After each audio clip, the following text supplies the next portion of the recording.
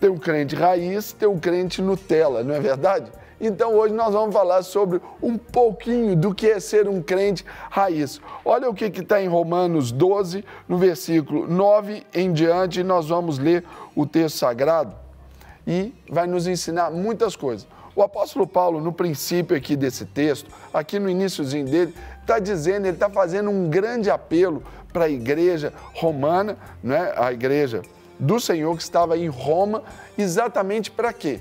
Para que eles tivessem uma postura, para que eles dependessem do Senhor. Mas algumas coisas lhes seriam necessárias para que eles ali sobrevivessem, porque eles viviam um momento de perseguição. E olha só o que diz aqui, no versículo 9. O amor seja sem hipocrisia, detestai o mal, apegando-vos ao bem, amai-vos cordialmente uns aos outros com amor fraternal, preferindo-vos uns em honra uns aos outros. No zelo, não sejais remissos, sede fervorosos no Espírito, servindo ao Senhor, regozijai-vos na esperança, sede pacientes na tribulação, na oração, perseverantes, compartilhai as necessidades dos santos, praticai a hospitalidade, abençoai os que vos perseguem, abençoai e não amaldiçoeis. Aí o texto continua nos falando, e a gente tem aqui, quando no verso 9 especialmente, Paulo diz que o amor não seja fingido. Aqui a gente vai ver que fingido é aquela dissimulação, é aquela falsidade, é aquela hipocrisia.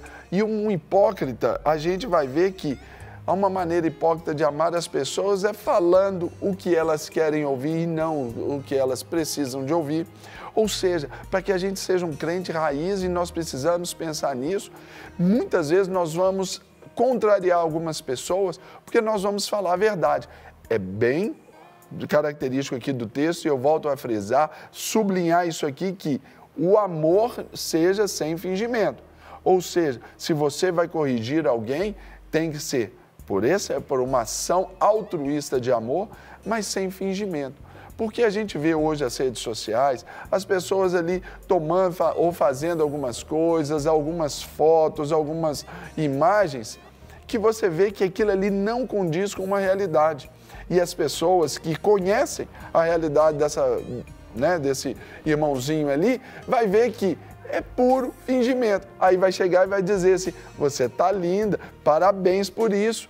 Quando, na verdade, não é isso que Deus quer.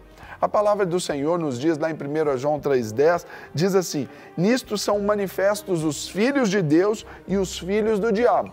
Olha só, quando se conhece o filho de Deus e o filho do diabo, quem não pratica a justiça não é de Deus, nem o que não ama a seu irmão. Ou seja, o amor ele já nos dá esse sentido, quase que um sinônimo de verdadeiro. Ele quase que nos dá um sentido ali de cuidado com o outro, ali, claro que sem esperar nada em troca. E aí nós vamos ver que nós devemos amar uns aos outros, de que forma? Cordialmente, nesse amor fraternal. Hoje, vimos as pessoas se maltratarem. Às vezes chegamos na igreja, para mim, gente, é inconcebível. Eu estou numa igreja, estou aqui, por exemplo, num espaço onde aqui, pelo menos no estúdio, tem quase umas 10 pessoas, chegar e não cumprimentar ninguém. Se nós convivemos e vivemos numa igreja, temos a palavra de Deus como essa regra de vida e prática, a gente tem ali a nossa comunidade, eu acho que cordialmente ali, sermos educados, sermos ali sensatos, é chegar na igreja, cumprimentar pelo menos os irmãos, chegar, dar um bom dia, boa tarde, boa noite, sei lá, da paz do Senhor, porque essa cordialidade às vezes falta, onde a gente vê algumas pessoas entrando mudas e saindo caladas da igreja, sabendo que às vezes um cumprimento, um aperto de mão, um abraço, um aceno, um sorriso, pode curar a vida de uma outra pessoa. Aqui o texto também nos diz sobre considerar uns aos outros, ou seja, é como se a gente dissesse, olha, eu vou preferir o outro em honra, vou considerar o outro, eu digo o mesmo que primeiro ele, depois eu. Só que o egoísmo, que é antagônico ao que nós falamos sobre amor, ele vai nos mostrar exatamente o exercício daquela prática do amor sem fingimento. Ele vai nos mostrar que aqui eu dou a honra para o outro. Se lá na fila da cantina da igreja tem alguém lá, eu dou a frente. Eu eu oferto para aquele irmãozinho que está mais pobre, eu passo a abençoar ali em casa, eu considero as necessidades da minha esposa primeiro, eu considero as necessidades dos meus filhos primeiro. E é assim que nós devemos fazer, como nós devemos contribuir uns com os outros para esse crescimento da igreja. Aqui o texto nos diz, no verso 9 em diante, especialmente, que nós devemos ali aborrecer o mal. Nós precisamos entender que nós somos crentes, raiz, nós somos separados, nós somos ali desassociados do mundo. Então, nós temos que ser notados ali quando nós abandonamos o que é mal, ou ainda, eu quero pedir a sua atenção, que nós temos que abandonar também aquilo que parece o mal. Por exemplo, quando você vai dar uma carona para alguém do sexo oposto, coloca no banco de trás. Você está ali curtindo uma foto da irmãzinha que está de biquíni, você vai fazer um elogio para uma mulher da igreja na rede social.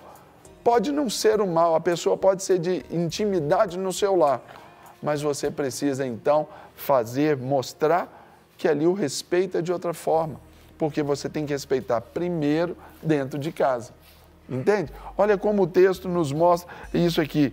Quando nós também temos por princípio nos apegar ali especificamente ao bem, ao que é bom, aquilo que traz produtividade. Nós precisamos nos abster de palavras profanas. Aqui o texto nos mostra que a palavra profana ela vai ser os palavrões.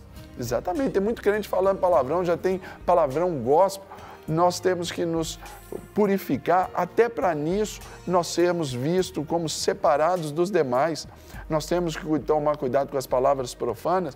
Quando nós, no almoço, ali o menu do almoço é a vida do pastor, de noite o menu da janta é a vida da pastora e a sobremesa a vida dos diáconos. Isso são palavras profanas que chegam aos nossos filhos, eles passam a ter birra da igreja.